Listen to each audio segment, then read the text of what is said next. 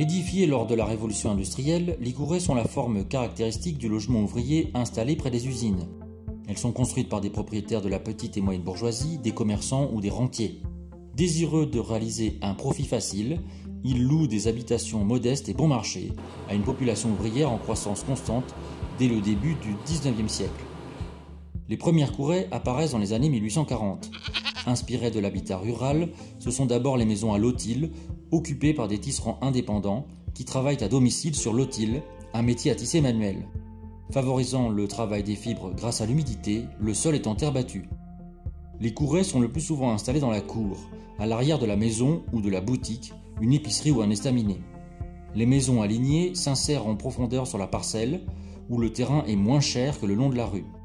On y accède par un passage long et étroit, prenant naissance dans une maison et fermé par une simple porte. Les habitations de briques sont accolées les unes aux autres, se faisant face. Au milieu se concentrent les équipements communs partagés par les locataires, une pompe à eau ou un robinet, un tonneau collectant les eaux pluviales et des latrines. Les maisons ouvrent en façade par une porte et une fenêtre. Elles se composent de 2 pièces superposées d'environ 10 à 15 mètres carrés chacune.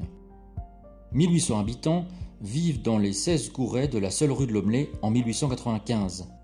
En 1912, les 1524 courets abritaient plus de 40% des habitants de la ville, dans 15 000 maisons. Cet habitat, souvent mal entretenu, impose des conditions de vie et une promiscuité extrême. 2000 de ces maisons sont démolies dans les années 1970. Bon nombre sont toujours habitées. Elles sont restaurées et certaines sont même protégées au titre des monuments historiques, comme les courets du Barret de Quien, rue Chanzy.